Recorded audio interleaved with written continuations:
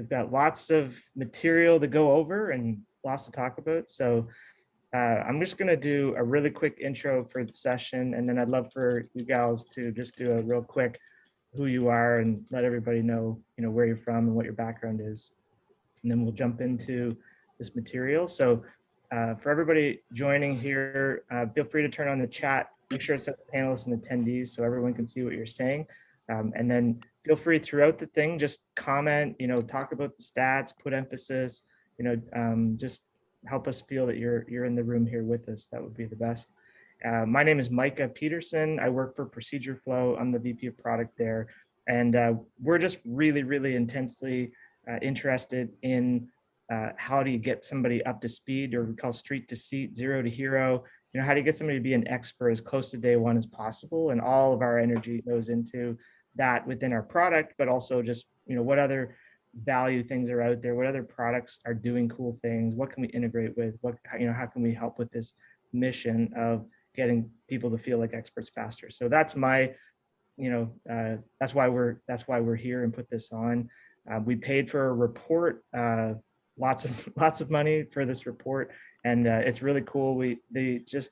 The Analyst Agency was the organization, 155 call centers in North America, all the major industries you'd expect, like banking, telco, utilities, insurance, BPO, tech, etc. And 59% plus of them had more than 200 agents. So very, these are fairly significantly sized centers.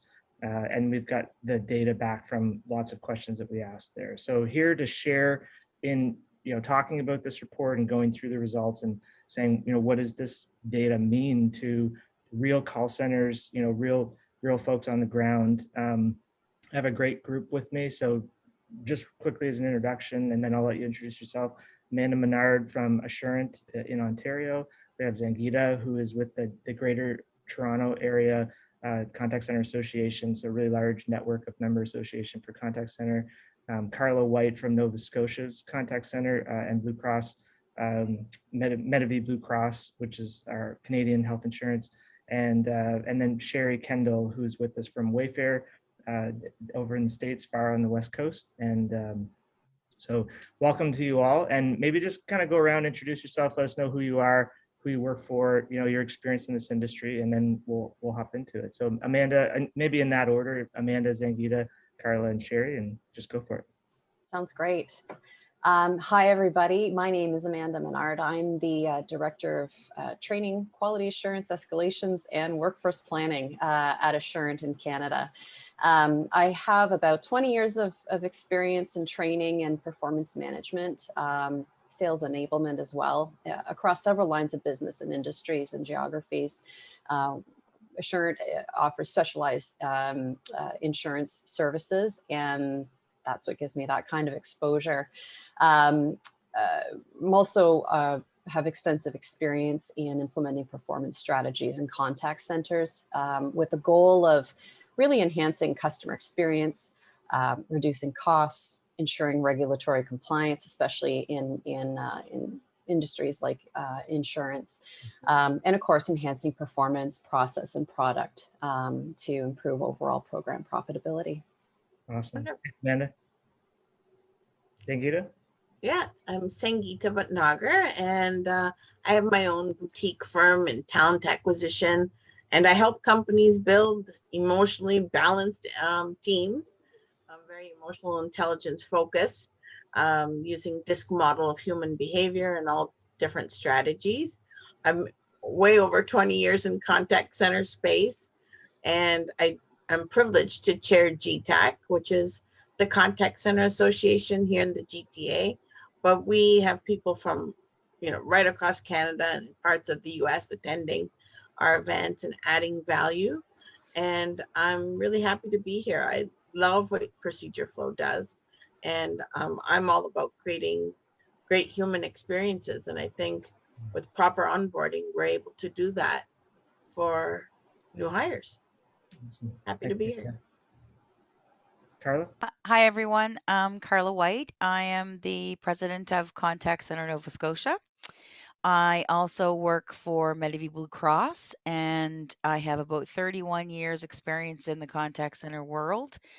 About 15 years in training and development, and then the other 16 have been, moving up the ranks in terms of the contact center world, and was spent many of those years in finance, and then moved over to the insurance area a few years ago. Anyway, I also like Sangeeta. I'm very much a people person and strive to ensure that the folks that right from the ground up are comfortable and feel supported and have a really engaged environment. So that's kind of my motto. Awesome. Thanks, Carla. You're welcome. Sherry. I'm Sherry Kendall, and my day job is a training manager at Wayfair. Should note all of my comments and things are my own today, not representing Wayfair. And also, I am launching my own consulting firm on the side with a focus on psychological safety and how do we build contact centers that are psychologically safe environments to increase productivity, creativity, and innovation. So I've been in training and development about 23 years. So it sounds like I'm a newbie to the contact center space, though I've only been here about 7 or 8 years. And I have a great passion for customer experience and the intersection between that and employee experience. So thank you for inviting me, Micah. You're one of my favorite people to talk to about these things. Awesome. Thanks, Sherry.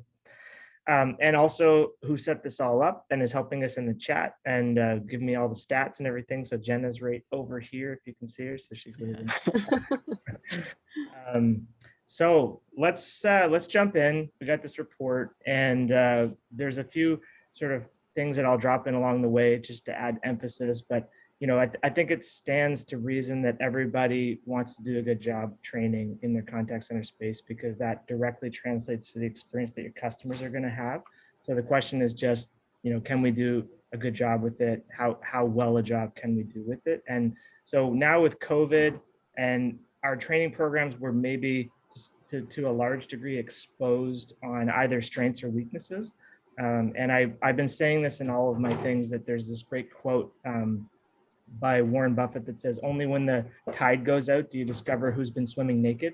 So I just make me chuckle every time I hear it. But just imagine people sort of having fun in the water there and the tide goes out. But that idea that, like, if you were doing something really well, maybe that went even better during COVID, or at least everyone saw that it was great. And then if you're doing something really poorly, COVID made it worse, perhaps. And so so in all of that and what we're saying, there's this opportunity to essentially make our training programs better, and this forced us to do it. So instead of viewing it as a challenge, we view it as an opportunity, and that becomes the platform. And then finally, when a customer calls in, what kind of a conversation are they having? Who's on the end of it?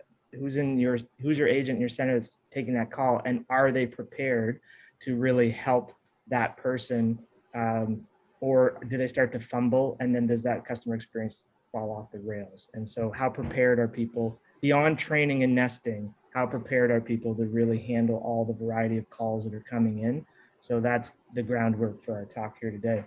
I want to just sort of open it up for just free discussion on our first, question that we've built off of the report as things popped out. And I'll need your guys' help here as I show some of these stats. So the first one that we want to show that came from the report is, Sherry, do you want to read that one? 55% of contact centers spend 6 to 12 weeks training and onboarding new agents. Right. So that number comes from a combination of weeks in the classroom, and then also nesting and hand holding and sort of extra help. And so if you're thinking, oh, we have a shorter training program than that, really you have to factor in. And then are they just taking simple calls and then they have to go back in, take some more? So we were really clear in the questions that we asked, like, what is the total time of that back and forth to get to a reasonable level of being able to take different kind of calls? So with that number out there, in the retail industry, we pulled some data from a separate report saying, like, their training is about 20 hours or so. So by comparison, contact center takes a lot longer. So just throw this out there to you guys. why does it take longer to train people in the contact center space? And what are contact centers doing to try to overcome that long period of time? So, Yeah, I go go- for it. oh, okay. So, from the contact centers that I work with and that I know from GTAC, the number one thing is navigating the multiple systems. Mhm. Sometimes they have legacy systems and then they're getting some new things and maybe they don't connect so well. So Right. new hires are learning the multiple systems, navigating all, and then different screens, parts within the systems. Yep. And then if we took even technology out, the soft skill requirement is higher or perceived to be higher in a contact center versus pure retail. So I think the standards that a contact center would want on day one could possibly be higher. And I that's my personal view than in retail. So the soft skill requirement as well. And then there's that multitasking component. Yep. So those Yep. are the main things that I see. That's a really good insight, Sangeeta, and I would echo that in my experience, doing this for the last 8 years, that you're saying there's multiple systems to interact with. So if you're just punching in McDonald's orders, it's pretty straightforward. It's one system, easy buttons. Yeah. This is like lots of screens, lots of systems. So you've got all that. You're multitasking with the soft skills conversation of somebody who's perhaps upset or whatever. So like when somebody comes in to order a coffee and a donut, they want a coffee and a donut. They're not coming in necessarily upset yet. You know what I mean? And so you've got somebody who's got a challenge for you, and then you have to work all that together in motion. Emotionally, yeah. Yep. So that'll blow out the training for sure, because you want to make sure they're ready for all that. Any other thoughts there?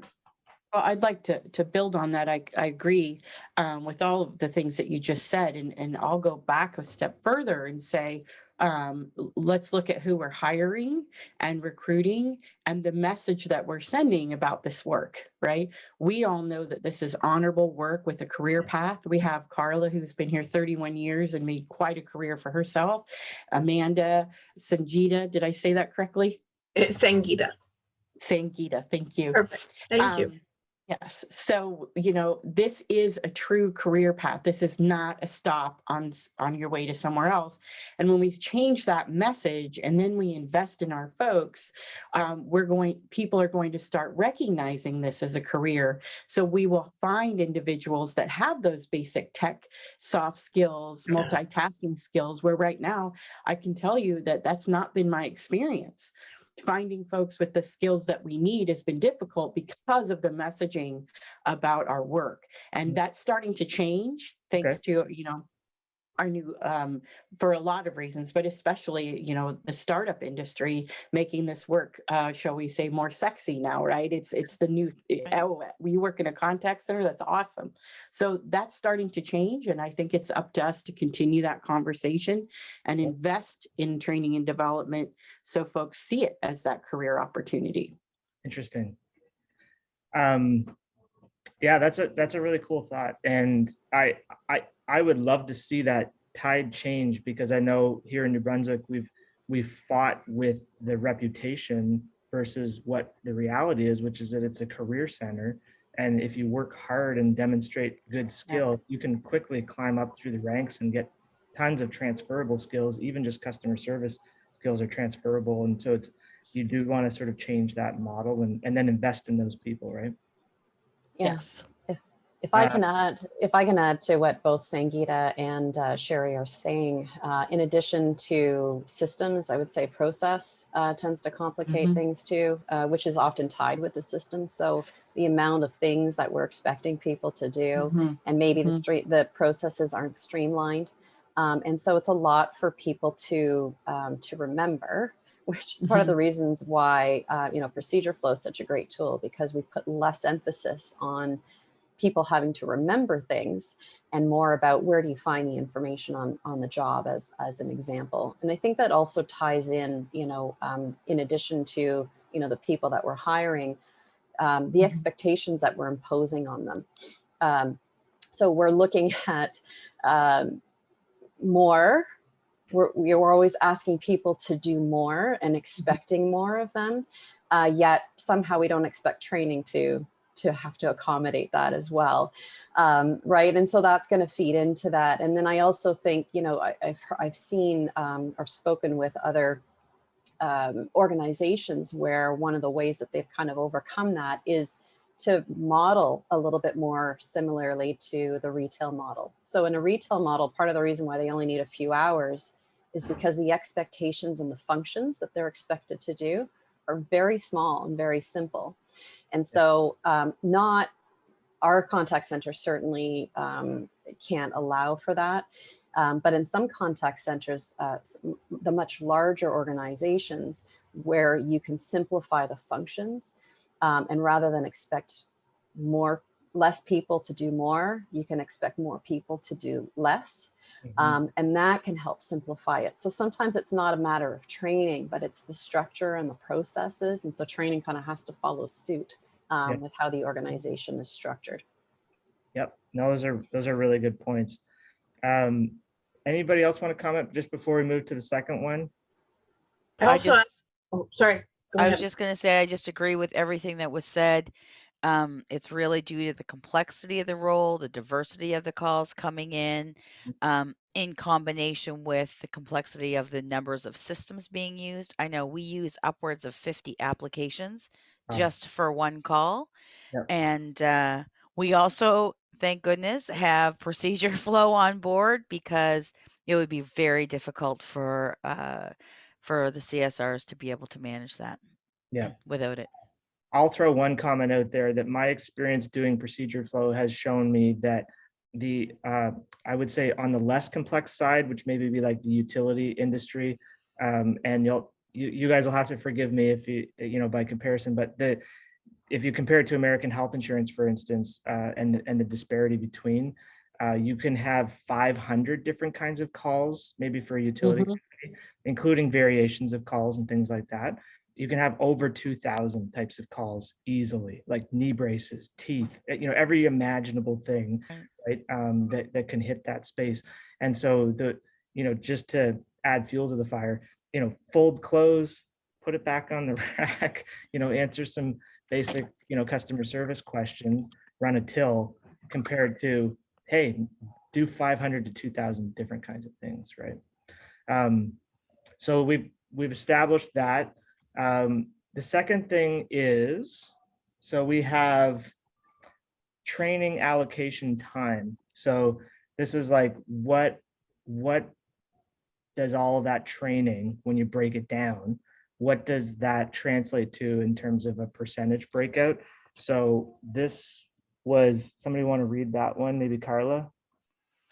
When asked what agents spend the most time on in training, the #1 ranked item was learning how to navigate systems and technologies, followed by how to execute highly complex processes. So point Zangita and Amanda both said that. And so #1 was Zangita? Learning how to navigate and technologies. It literally looks like Russian to me, and I don't speak Russian well. So that's so navigating the complex systems, and then #2, dealing with process. So those are, you know, as we put that out there, the question as that came, you know, sometimes when these survey results come back, you're like, people just say random stuff. And I mean, the more you see it, the more you're like, well, it must be true, right? But I just wanted to give you guys a chance to challenge that, you know, like in your experience, is that the reality of the breakdown in terms of how time gets allotted to different things? Because the other things that are missing from after 1 and 2 is industry information and jargon and acronyms and, you know, what am I doing? What space am I in? There's soft skills and talking down, de-escalating, listening skills, you know, there's selling, there's all kinds of other things that have to play into training. So do you find for the breakout that those 2 things listed is that in your experience, what actually makes up all of those 5 to 6 weeks of training? I think it's a combination of lots of things. It's yes, a majority of it is learning the systems because they can't really get, I'm going to say, their hands-on learning experience if they don't know the systems that they're learning. So that's primarily a little bit of, I'm going to say, the policy and background, but mostly where to find it. And then other than that, it's really we're trying to move towards some self-paced learning, and moving some things online due to some of the changes with our environment. But before that, it was really hands-on learning and classroom-based. We were not virtual learning at all, and instantly had to switch on a dime. But really, that's still the focus. Some Okay. scenario-based, there's some, role plays and stuff like that that they do, but other than that, it's So you would systems. say, yes, that data matches up with our breakout. Definitely matches. Yeah. Anybody else disagree with the data? Sherry, anybody? I don't necessarily disagree with it. I do think that we don't spend enough time, and Leslie O'Flavin would tell you they're not soft skills, they're hard skills, because they're not, they are so necessary. They're not easy to learn. And if you have a tool like Procedureflow, right, you have a tool in which I don't have to memorize all of the processes and all of the systems, right? I don't have to memorize how to solve necessarily every problem. I know exactly where to go to get my process. Then you can really focus on refining those soft skills. I think one of the things, and actually I know one of the things we've learned during pandemic is how important personalized customer service is. You know, we have an entire, I've always known that for reasons we don't need to go in, well, I have a son with some challenges and I've lived in isolation before. So this isn't new to me. So I've known for a long time the power of connecting with a customer service agent that can see me, hear me, and solve my problem, right? So I've been preaching that for a long time. And then when pandemic happened, people are like, oh yeah, I think you're kind of right there, Sherry. Yes, I am. When you haven't spoken to anyone else in 6 weeks, 8 weeks, 12 weeks, and something has arrived or something that you've purchased is broken and you're contacting an individual, I mean, it's like a lifeline, right? And so if your folks have a tool that can assist them with navigation and process, and they can focus on this human element, you're going to see an increase in satisfied customers and repeat customers. I can buy a couch online and I can't even count how many places, right? I can purchase my groceries from all sorts of vendors, but I'm going to go back to the one that has seen me and heard me and created a personalized experience when that customer experience was broken. So while I agree with the stats, I do think we need to shift just a little bit and provide the opportunity to explore those soft skills more. Yep, absolutely. Good. I actually want to challenge it based on my experience. I sat through a 10-week telecom training. It was really intense. And I found a good bulk of the material was actually explaining the backstory, context of the gear and the setup, and how does it get from here to the house, and what are the machines in between, and what does that mean, and what's the truck guy do, and it was a lot of like introduction to the industry kind of stuff, and there wasn't actually a lot of focus on process or necessarily navigating the systems, and that becomes I went back a couple of weeks after, and just to see how the new agents were doing. This is like, there's no procedure flow or nothing. I was just observing, and people were crying, like literally crying in their cubicles because they couldn't help the customers on the calls.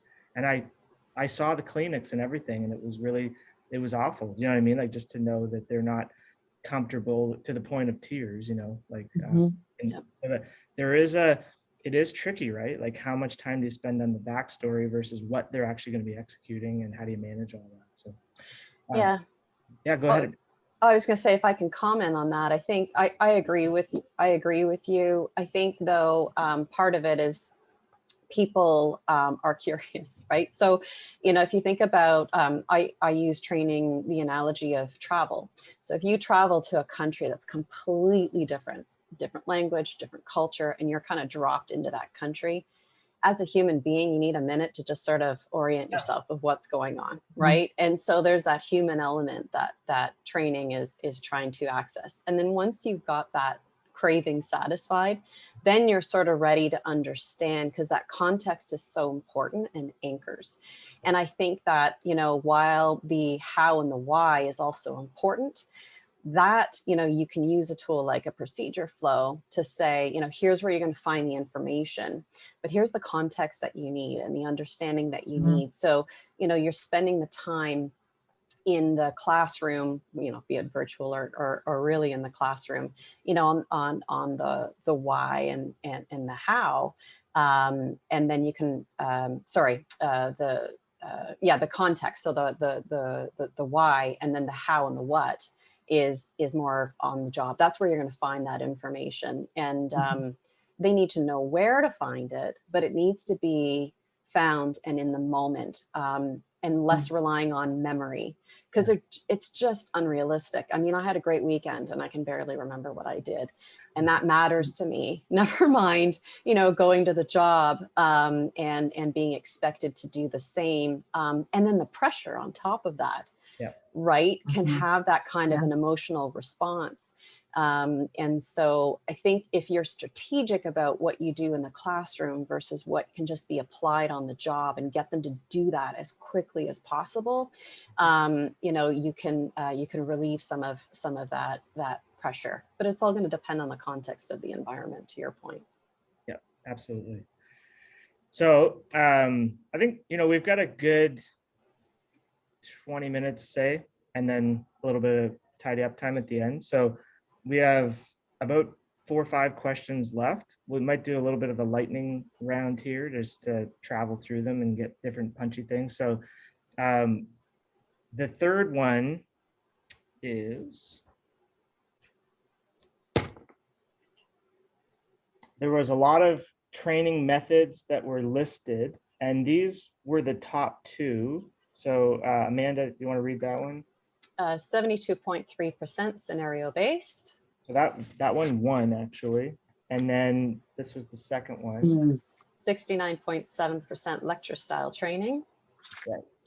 So those are the 2 off the top sort of highlights.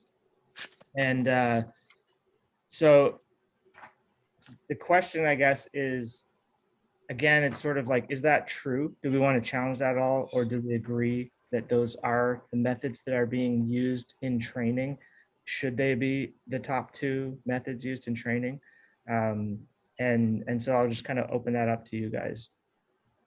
So I found that depending on the content that the agents are expected to know, some start off more lecture based.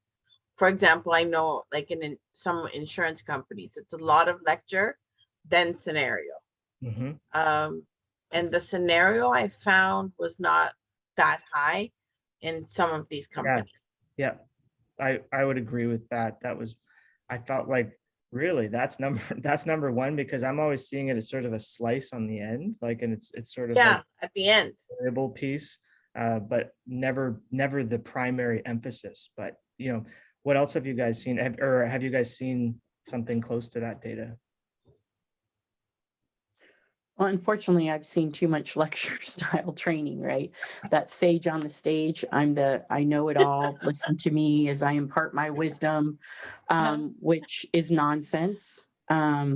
It's not the way we learn. Knowledge is created, not consumed, right? So if you're asking me to consume information, that's not creating new knowledge. I need to be able to create new knowledge, and that's through a really robust scenario-based learning strategy. So oftentimes people will confuse scenario-based learning with something that's not scenario based, right? Kathy Moore does great work. She has a fabulous book and website and offers all sorts of great free resources. She understands scenario based learning, right? It needs to be a layered approach. You need to have complex scenarios that you're working through inside of a system, real world, real problems that we're asking you to solve. Build in some failure. That opportunity to figure out what would somebody do if they can't find an answer.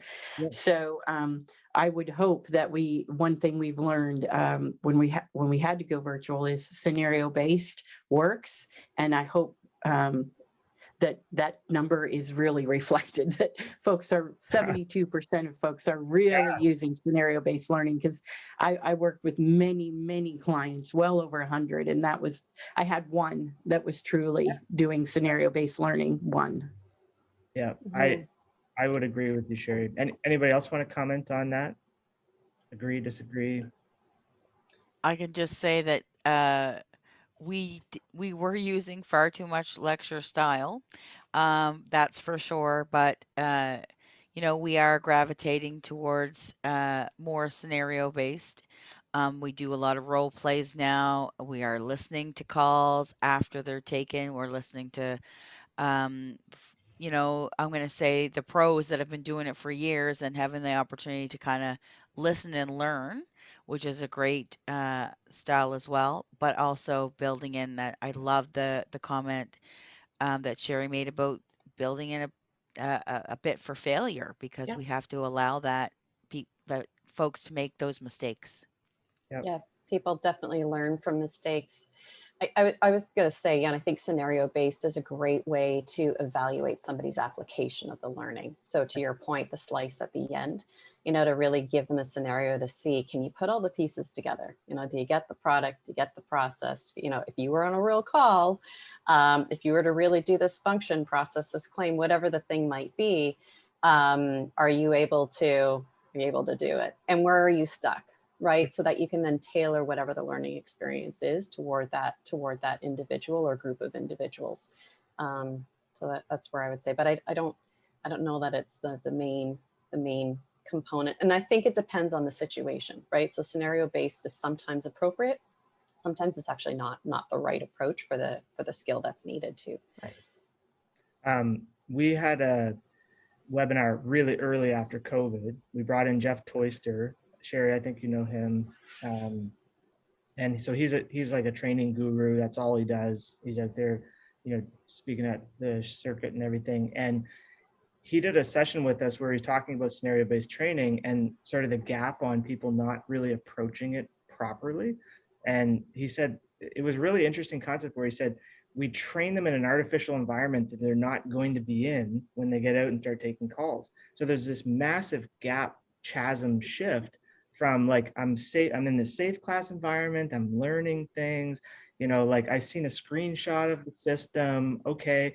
And then you start taking calls and it's like, what the heck is going on? You know what I mean? Like, and so we don't prepare them for that, apprenticing really. And so his advice was in your training environment, whatever that looks like, was to emulate as closely as possible the systems, the setup. If there's two screens, there's two screens. Like get them as close to the reality of what's going to happen when they sit in the chair and take calls in the classroom as possible. And then to your point, test them on success or fail on within the reality of what they're going to be doing. So I want to throw out there something I've been super passionate about lately is pursuing simulators. Like I just don't think we're doing everything I've seen, I don't think we're doing a good job of getting close to life simulators of what's in the live environment. It's usually a staging copy that's broken down, it's out of date, the buttons, you can't click them, and the training team has essentially given up on it, and it's hard to maintain. And so there's some great software out there. Like one of our customers notified us, a large customer said they're using a SIMA, ASSIMA, and it captures the object, and then it's easy to maintain. You can change the labels, input data, have outputs happen. And so you actually feel like you're using that application. And so it's, legacy, cloud, doesn't matter what it is, you can basically simulate it, insert that into your mock call scenario training setup, and then come at it way earlier so that, you know, they're being exposed to what a call feels like way earlier in the process. So anyway, that's, if we want that data to be correct, hopefully, you know, we're doing it in a way that is, you know, something that's a lot closer to reality, right? Mike, and if I can add as well, with the, I 100% agree with you on the simulators. I think that's fantastic. But even to back up even one step further, and in the hiring process, if we have a good simulator that we can have them test on when they're actually going through the testing phase of, are we going to hire the right fit for the role? If they can, if they have the skills or capabilities or even competencies to kind of manage their way through a basic simulator of what the role is going to look like, they get a better idea of what it is. We get a better idea if they're going to be a fit for the role. Yeah, you don't have to wait for 3 or 4 weeks of lecture style training to find out that the person can engage with that type of an environment. Yeah. And then Yeah. we're both at a loss. Yeah. Right, both sides. Well, they're not, because they got paid to be in training. That's true. That's true. That's true. Years right. ago, Oh, actually, go can I ahead. jump in, Micah? So years ago, we used to use simulators to see if they could listen, talk, type, Okay. and take actual irate calls and pull out what the problem was. And we would just send them a link and they could do it at their own home. Oh, wow. Yeah, exactly. That's really good. Question number 4, or statement number 4, I guess, is, so this is a big one. I feel like people aren't talking about this enough. Yeah. How about Sangeeta? Do you want to read that one? Yeah, over 1/3 of centers spend 5 to 7 months helping agents become proficient. Okay. And that's very true. Statistic that we know this number from different sources that we pull it from, and from just talking to customers. But the second one that's not on the paper here or in the report is that annual attrition on the client side is somewhere between, say, 30 and 45% typically. And then for outsourcers, it can be over 100%. So you have a whole new group of people every year or every 2 years, depending. And so if it takes 5 to 7 months to become proficient, meaning that they can handle all the calls coming in, the quality and average handle time is great, and they don't need assistance from mentors, right? If we quantify proficiency as being that, then is that acceptable? Basically, is it acceptable that it takes 5 to 7 months to become comfortable in the role, and then we lose them? They can get harvested. We talked about career pathing, which is amazing. Everyone should be striving for that. They can get managed out if they're not fit, or they're saving up for college that's not their intended, you know, career path, and they want to just save up some money, which is okay too. So there's different ways to lose them, but essentially, you know, is that okay? Like, are we okay with that? And what is it being talked about? Is what's being done to address that, you know, that, I don't even know what to call it, right? Like that overlapping of, they're not even ready to, they're not even fully ready, and then they're gone, basically. I'd say it's not acceptable. It's, you know, I mean, let's assume, you know, everyone's training program is perfect. So let's just we'll start with that assumption, right? If it's taking that long to reach proficiency, I think you really need to take stock of you know, what's happening, as Sherry said, and Sangeeta, you know, what's happening before training. So are you hiring the right fit? So let's make the assumption that yes, we've hired the right fit, training program's great.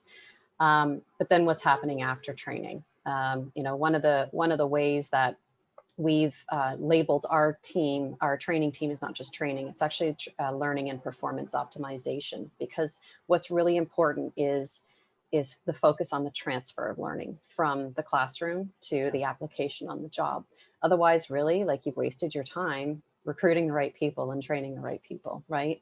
And so, you know, the organizations really have to challenge themselves for what they have in place to support the transfer of learning. You know, what continuous learning strategies are in place? What coaching strategies are in place? How often are we evaluating where people are struggling and tailoring the right kind of combination of coaching and learning programs? Part of that may be because of how the teams are structured. They're often very siloed. You know, I learning and focused on training. And when classroom is done, I'm done. You focus on, you know, getting the stats met, and you blame training when it doesn't go well, you know, rather than kind of working as that team holistically and just thinking about the employee experience and how to really make that as seamless and successful as possible. Yeah. You bring up a great point, Amanda. It is continuous learning, right? The whole idea that training happens in the beginning of your career in a contact center, and then not having a strategy in place that is also supported, not just something we talk about, but it is supported as they get on the floor. That managers should be coaches, and they should be well versed in what real coaching is and looks like. And if they are adhering to those strategies, then it is a learning experience. True coaching is learning, right? Yeah. And so I agree with everything that just about everything you've said all morning. It's been a pleasure listening to you. Thanks. I want to drop just a bomb in here and just say, and I feel like I can say this because we had a more public webinar situation. So we had a very large telecom in Canada. A number of years ago, they told me sort of privately, and now it's more public, that they basically stopped doing lecture style training. They have the agents doing live calls within 1 to 3 days. So they're managing the conversation, and then a co-pilot is managing the systems. And the idea is 2 people, 1 customer. You observe the other person doing the systems while you're having the conversation, and then at some point you should be able to pull them apart. I think it took 3 to 4, maybe more, a little bit more months to kind of like, cut the umbilical cord. So it's an expensive model in the sense that you have 2 people on 1 customer, but they just felt like the value wasn't there for putting them through lecture style with the learning. I think Sherry, you'd appreciate the forgetting curve, right? Like an hour after this, everybody who's on this call will forget 50% of what we said. Good night's sleep, 70%. A week from now, 90+%, right? So we put them through weeks of training, knowing that 90% of the material is going to go in one ear and out the other. And so, like, I guess what I'm challenging and saying is, why do we endure a very traditional training model when we know the turnover there's very little you can do to control the mundane, repetitive nature? And even like I heard comments from agents like, I don't need this. Like, the customer's yelling at me, my team lead's yelling at me, quality assurance is yelling at me. I can go serve coffee at Tim Hortons and at least get a thank you, and the work's not nearly as hard and make the same amount of money, right? So like, why would I put myself through this? And then therein you get, the churn, right? So if we know some are going to career, cool. If we know some aren't, how are we dramatically shortening the training? How do we really attack it? Is there dramatic things that you guys see or are trying or innovating on that will cut large swaths, big chunks out of what is right now this multi-month period? Yeah, I think the first thing, I'm sorry, Amanda. You go ahead, Sherry, you go ahead. I was just going to say the first thing is that team lead needs to stop yelling. Yeah. True. The folks on the floor need to be part of the process, not separate from it. And that's where that's been my experience, in these last 8 years, is they leave training and then it's all about performance management. And that's not, I'm just going to be honest, that's not often done well. People think performance management is, hey, here are your stats. You need to get those corrected. I'll have to stack rank you next week. That's not coaching. That's fear. That's a fear-based toxic culture. And learning does not take place there. Creativity, innovation, coaching, nothing. Like if coaching was done in a more excellent way, in a more, say, humane way, that reduces the onboarding time. Yes, Definitely. I do agree. I stand behind that. Strengths-based model. What's the correlation between coaching and reducing average handle time? Oh, everything. So first and foremost, if I'm not fearful, if I can come to work and it's not a fear-based environment, right? So if I'm not fight, flight, or freeze mode the moment I walk into the center, then I'm open, right? I can learn new things. I'm interested. I'm curious. I'm going to try things. I'm going to ask for direction. I'm going to be invested in my own success. Right. If I walk in and it's a fear-based environment, there's no opportunity for those things. There's Right. nothing. I am completely shut down. The entire learning process is sped up and more interesting and more engaging by virtue of how you set it up for that agent experience from day one. Yeah. And the attrition is much better. Yep. Yep. So if you have a disengaged learner, essentially, you're going to get bum results. Tail end. Yeah, the idea that learning is separate from the work is antiquated. Learning is the work. Learning happens in the work. Yeah. So it needs to continue. Yeah. And yeah, I have lots of ways in which that can happen, but we're close to the end. So find me on LinkedIn. I'll help you out. And we did a webinar with Sherry sort of on that topic too. And if maybe Jenna, if you want to post that in the chat as a link. So anything else that you're seeing, technology, approach, what other things are happening right now? What did COVID sort of expose where you saw, oh, hey, we could do this differently than we were doing before, that sort of gets you some percentage closer to that goal of shortening or making it more engaging? So the engagement, like I'll speak to the engagement maybe as a starting point. It's easier. The training concepts and approaches really haven't changed that much. Technology is what has changed over the years. And when COVID was a year where we didn't have a choice and things had to change, whereas before you kind of had to, we might have been excited about it, but then to convince the business, right, that these are investments that we want to make and things that we want to do, kind of fell on deaf ears. And not because they don't mean well for learners and employees, it's just not as important as other things.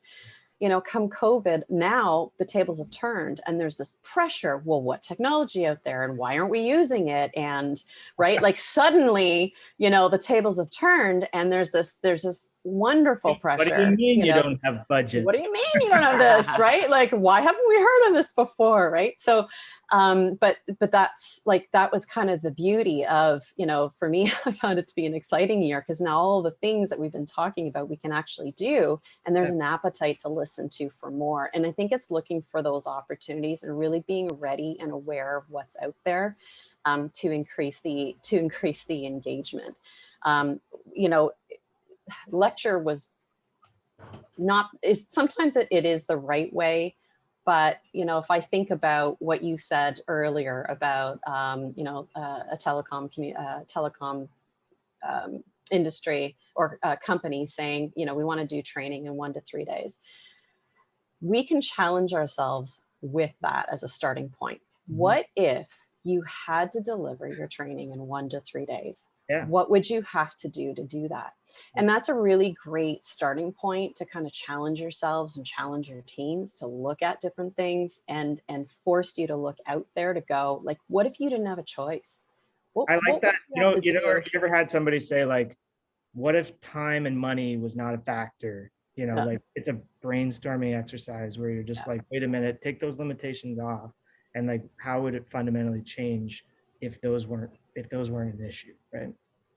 Yeah, absolutely. And it's amazing, like kind of jump on the bandwagon and go with it, flip it, challenge yourself to do something that's just stupid. Yeah. And the good thing is you probably got another training class coming up very shortly where you can just iterate from there. You got your game. But we were stuck in situations where, we had 400% call increase and we had no people. So what are you going to do? Right. We had to pull people from different areas of the business and do something on steroids that could get them just through a component of what was forcing that increase. And we learned stuff from it and we do things differently from that today too. So yeah. I have one more that I want to do before everybody has to take off. I do want to make a joke on Micah said from Micah City said that if time and money were not a factor, they would get a nicer classroom with a better thermostat. It must be temperature issues there. So I'm just going to fast forward to the end. We've had a good discussion. Now, this has been great. Thank you guys. And the last one says, I got to get my papers out here. You ready? Sherry? 73% of contact center professionals say their training will remain virtual post-pandemic. So this data was taken about a month or so ago, and we're just continually trying to feel that out. I'm getting a lot of mixed messages now as we're getting closer to post-pandemic. So I'm just curious, and this can just be you guys, and just, yeah. So is that real for you guys? What is the model that you guys are deciding on? Where do you think you're landing? Maybe you don't know yet, but just where's everybody at with this? And then I would extend that and even say, what does that mean? Like, what did you learn over COVID, and what things are you going to keep? What things are you going to go back to? Just sort of explore that topic of pandemic, post-pandemic. So I'll talk about what Medavie Blue Cross is entertaining. We still want to continue to train remotely. There's no limits with class size.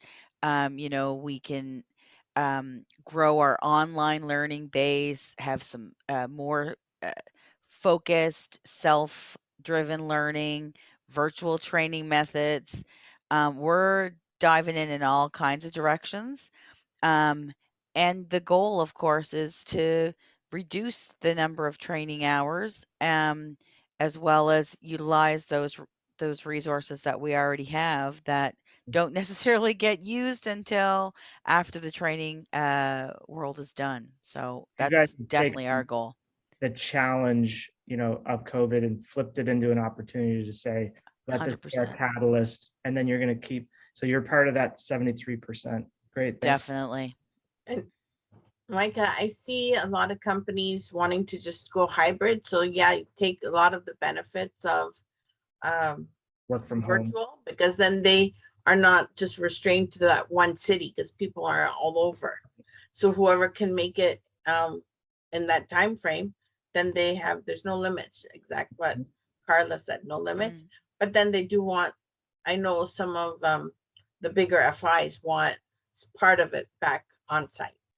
Yeah, the banking there's certain industries where security and working from home is a big challenge. And I appreciate, I've heard that too, like they're going to collapse 3 offices into one sort of, it's home first. It's like a home first strategy, but with a headquarters where you can have pizza and parties and town halls, and, and it's a shared redesigned workspace kind of thing. And it's great. That hoteling, right? People coming in and out. So I hear that. Interesting. I'm not sure how that'll work out for contact center necessarily. You know what I mean? Like, because it's like if you have a contact center worker and salary is a challenge, and you're downtown Toronto and your expenses are really high, right? Like it'd be very interesting to see how it plays out with, you have access to maybe all of Canada, for instance, with people in very remote places that don't need that exorbitant salary, and they're doing just as great a work. So can you virtualize? Right? Or do you try to have people within a 100-kilometer radius of that center? Say, sorry, Sherry, for all the metric. I was just thinking the other thing to consider something we've never had to consider before is, I don't think people are going to be comfortable in a small room, 30 people crammed in there, often without windows, thermostats that don't work. That's actually real. Most training rooms are too hot or too cold. That's been that way for over 20 years in my experience. I don't think people are going to be willing to do that again. So they're going to demand that we continue some of these practices and processes. I don't know what that's going to look like. I have some ideas. But I think what we're going to see is employees are going to know, we know what happens when we are treated like sardines. Let's not do that again. So we're going to challenge you as employers to figure out how to keep us safe. Yep.